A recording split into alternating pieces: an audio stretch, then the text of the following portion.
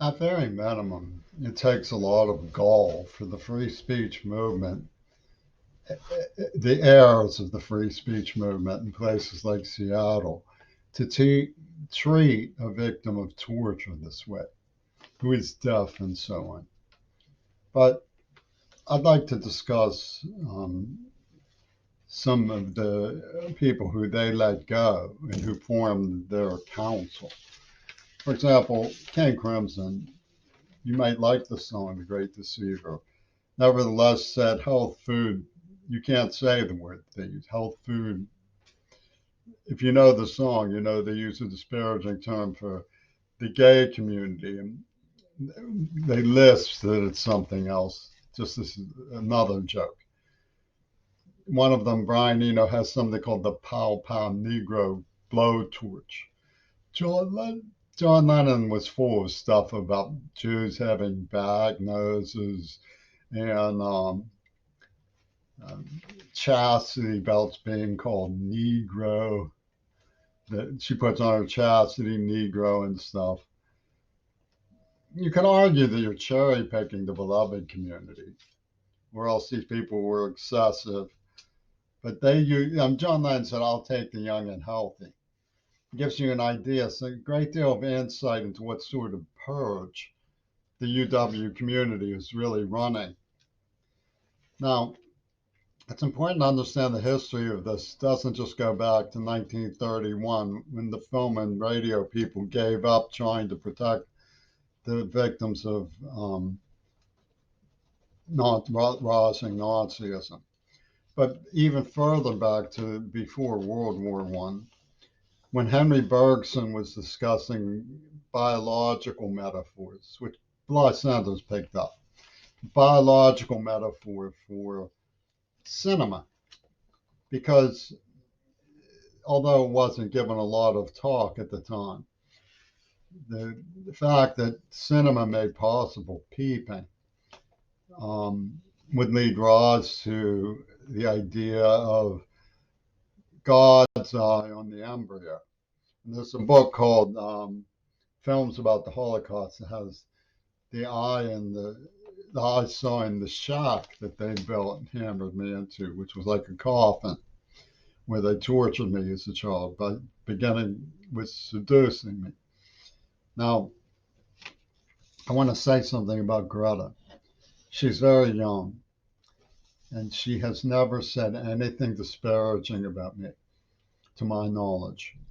She hasn't disparaged Ying Hua, the girl who competes with her for my muse time, by providing an instance of a very, very beautiful female form and a tantalizing personality. The girl who is supposedly the plastic two balls that were traded for the beautiful Dove by the Mitchell crowd at UW Dialectical to make a joke of us. Greta isn't making a joke of anybody.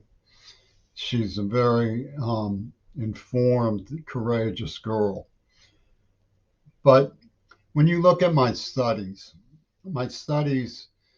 detected the biological metaphor of this biblical community that mapped out the evolution of the pornography system.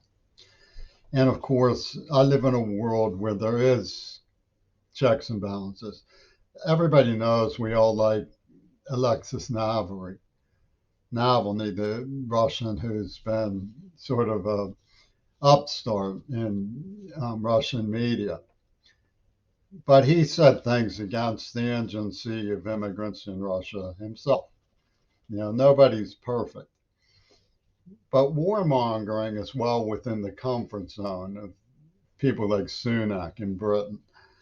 You know, words like "I'll take the young and healthy" ring very feisty with club and shield bangers from all sides of the geopolitical spectrum. And that's one of the reasons why in a police academy, it's the youngest recruits who cause the most problems. They're the ones who are most bigoted, the most gung ho, the most anti public. and they're the ones who have to learn their manners. And I've gone from police academy to public echo schools in my ideas about how we need to evolve the situation um, regarding public education. But when it comes to campaigning for the right to steal from people, to I'm not talking about legislation that's legitimate taxation that's passed by Congress. I'm talking about people who stake out a penny on the sidewalk and attack you with a knife if you pick it up. The Green Castration Syndicate that did this to me without trial, who say I'm nowhere near a victim enough to get away with calling myself deaf or something, whatever. If that's what hope is, then there is no hope. Critical race theorists, antagonists, just say, look at what they did to him, and they'll get away with it. That's not Black Horizons. That's a Bush-style aggressive voodoo giving Trump the last laugh. And nobody is disparaging me about my handicaps except them. So, when you look at Russia's critique of colonialism while practicing colonialism, a lot of it is incitement of Black power on the West Coast through the same sort of aggressive anti-American attitudes Americans use on Russia. They criticize our prisons. They criticize our racism, our history towards the American Indians.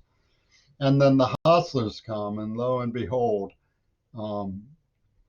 they have extortion methods that are not open, not legal, but they're tolerated by the police mysterians who made the Licky Chops pornography and manufactured the slurs and refused to investigate Greg Coral's claim that the persona is subjected to successive degradations of the X motive.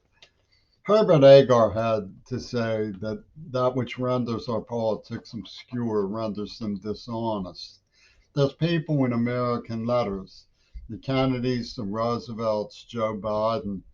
There's people in American letters and law, sociology, who are professional, who want things to be up front. You can't have things up front when you have police mysticism and portraying innocent people as somehow compensatory code. It's getting even by adopting the tactics of your enemies. And if there's any really legitimate criticism of Russia, it would be that. They've been spreading never forgive, never forget. But we've also seen abhorrent behavior from the Ukrainians, firing a missile into Poland to make it look like Russia was expanding the war. If somebody's shooting at the reactor, it doesn't look like Russia would do that. Blowing up the Nord Stream doesn't look to me like something Russia would do. And then they synthesize in the media these images of pornography with diplomatic women by home invasion techniques, the shadow knows stuff. And it looks like Russia's playing sort of on the same side as the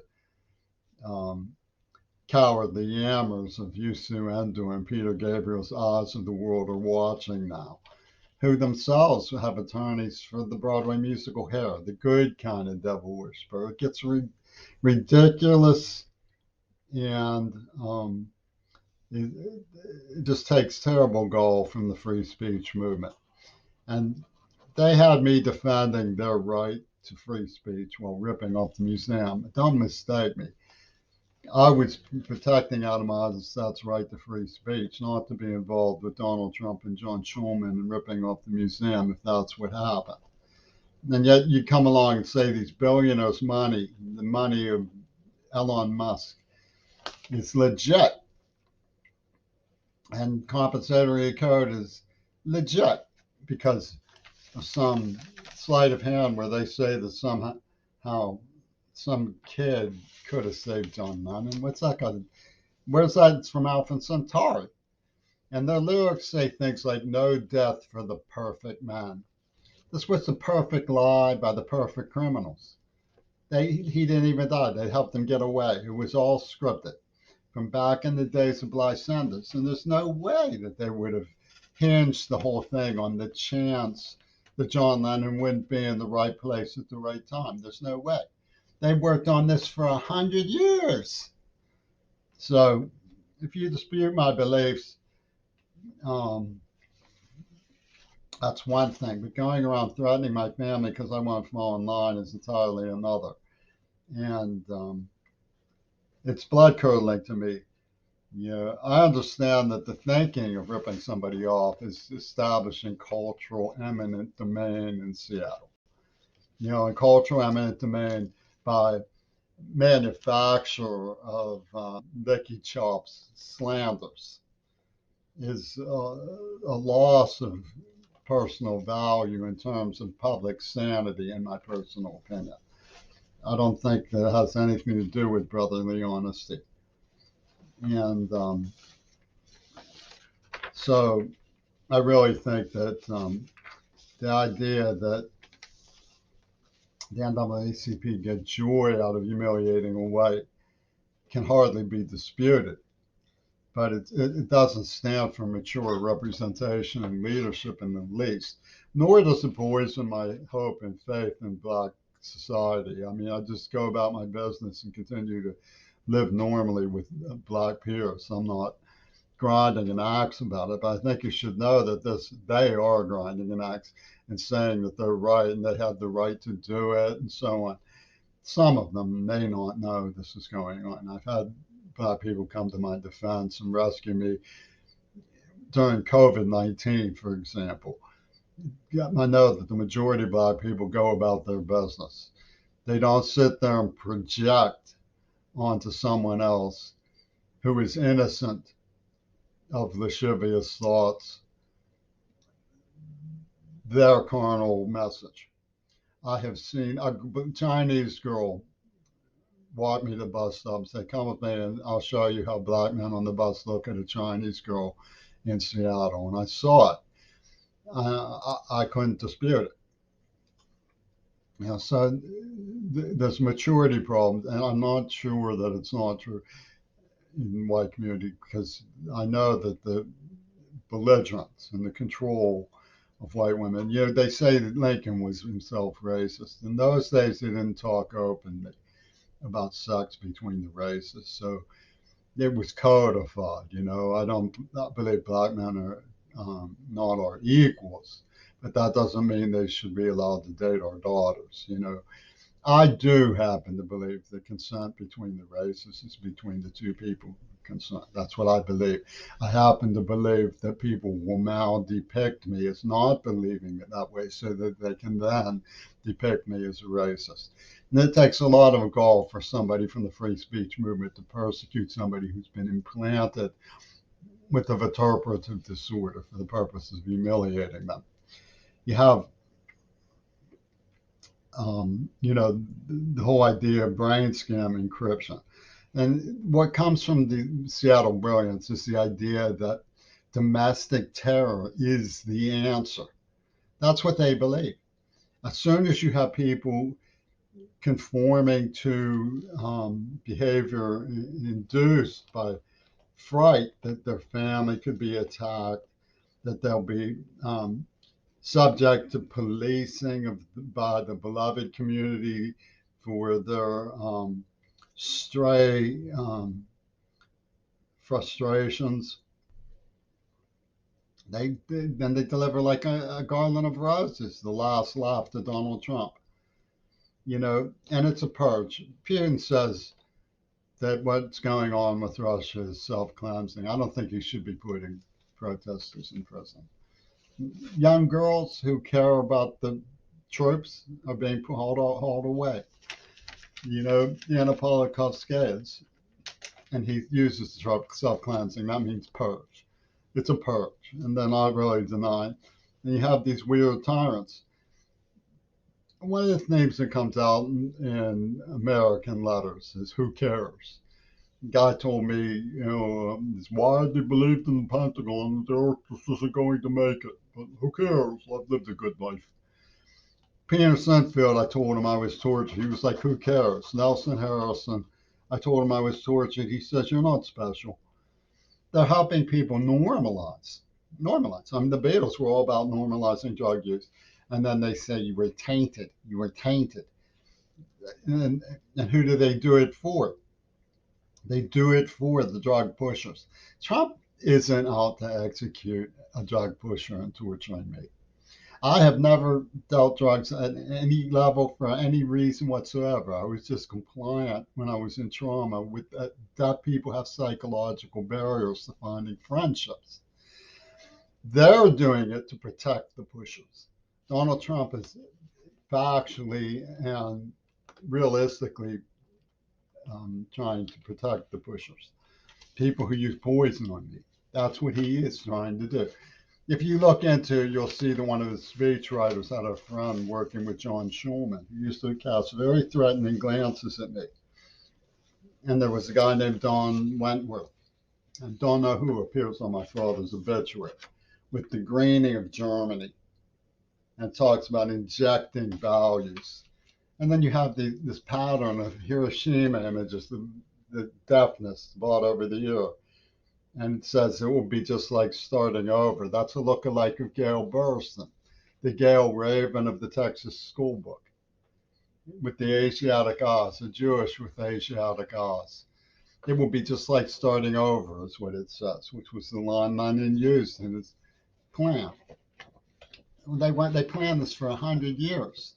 Ayn Rand, this was an Ayn Rand film. She was a specialist in strategic disappearance of what she called the prime movers, the Elon Musks. And they had a namesake of Charles Bronson who looked like the man who tortured me in Dealey Plaza. And then they have this rather us image, right? Which is like Lazarus,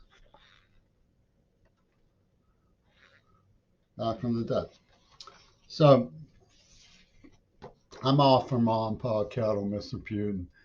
But if you think I can lie to myself about how this stuff plays out as a montage from the gamblers, because as Adam Eisenstadt, Trump's speechwriter, used to say, to the winners go the spoils. That's what these leapfrog killers from the international oligarch are pulling. They're just pulling a game of to the winners goes the spoils. I'm not going to report to the police department the disappearance of our house from my house because I might have misplaced them. They might show up yet. But I've had things repoed from me. The girl they put on me, they jerked it back to pour it on you steaming, is what Don Denise said for Painter Gabriel in the so-called experience part, that, by the way, was premeditated.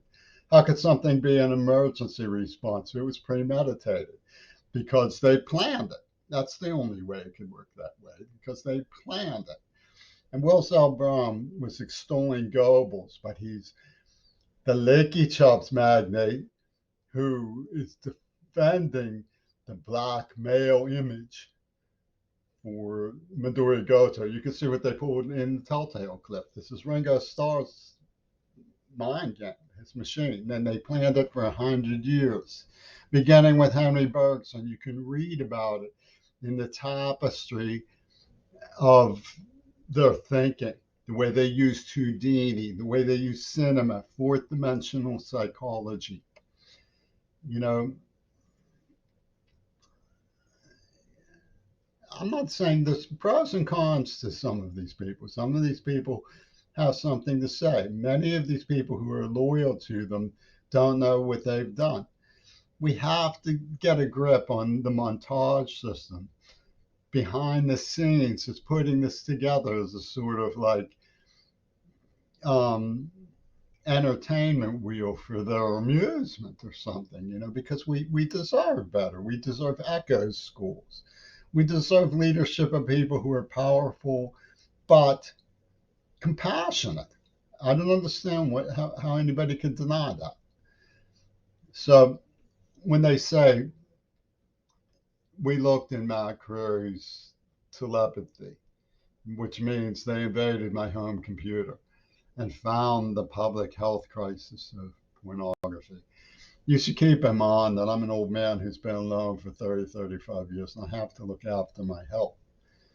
You know, when they say, oh, I'm two-timing on the enigma of the green movement with a goddess from Asia, you should keep in mind that what they're trying to sell is a genocide warrant for infidelity. That's the mom and pop stuff I can do without.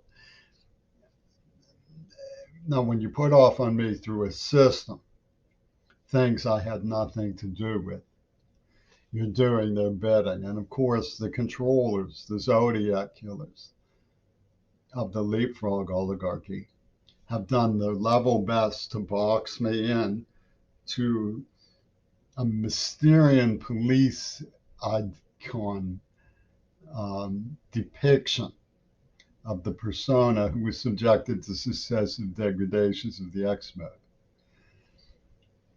for the performance of biblical proportions that they got by pumping fossil fuel noxiousness into our atmosphere. Because the biblical proportions of the climate change movement don't just come on the heels of this Nazi German intelligence system of two virgins pussy ball. They're the same syndicate. An angry fathers movement with Robert Bork, the Russian Orthodox Church, and strangely enough, the good kind of devil worshippers like Frank Zappa and Michael Foucault, not the bad kind of devil worshippers who tried to go to public schools safely and could have saved John Lennon, man. No death for the perfect man, Bowie used to say. That's what's behind this problem.